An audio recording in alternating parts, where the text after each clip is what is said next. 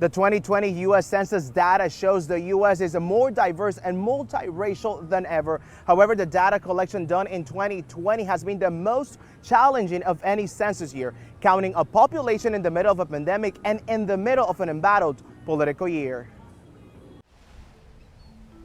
Multiracial growth and a shrinking white population. This for the first time in the nation's history. We see that level that indicates the direction in which the country is going.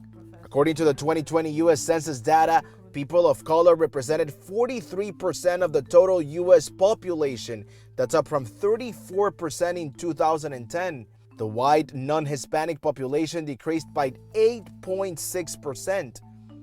The Hispanic Latino population, the largest minority in the country, grew to more than 62 million people in 2020, a growth of 23%. Still, there's reason to believe that some in these communities were undercounted. The numbers are not reported in their totality. They're as accurate as they can be considering the circumstances. Dr. Maria Elsheva at Florida International University says that although the data collection in 2020 was hit by the COVID-19 pandemic and a chaotic election year, the census did a good job on collecting data. A third of households had to be counted through other ways. In other words, what are the other ways? Through census enumerators, through door-to-door canvassers. In the middle of a pandemic, that was a hard challenge to meet.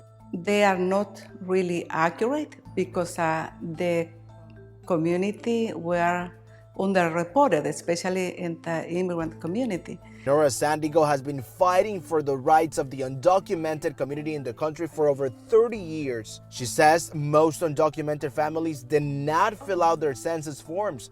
Honduran Dania Palma didn't do it. ¿Por qué no quiso llenar el censo el año pasado? Why didn't you fill out the census? Por miedo a que en ese momento pues no tenía. She says she was afraid to because she didn't have a green card. She was scared. Dr. Elsheva ran a model for Newsy. She found that if the growth in the Hispanic community remains like the last decade, then this population will become the majority by the mid-2090s. Hispanics are also multiracial. They may be white, they may be black, they may be a mix of races. South Florida, for example, is not just about the Cuban community anymore.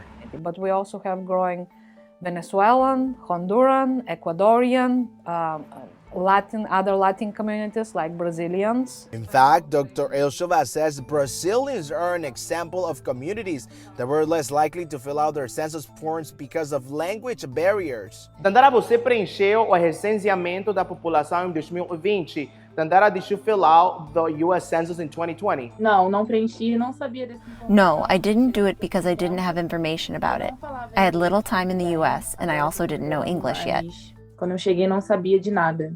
The new U.S. Census numbers will also play a role in the redistricting process.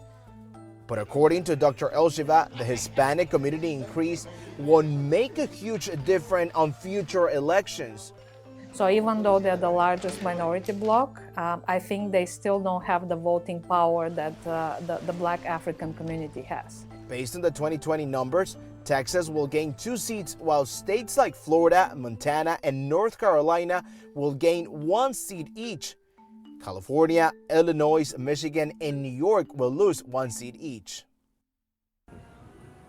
According to the 2020 U.S. Census, here in Florida, 9% of the population identified themselves as multiracial. That's a 55% increase over 2010.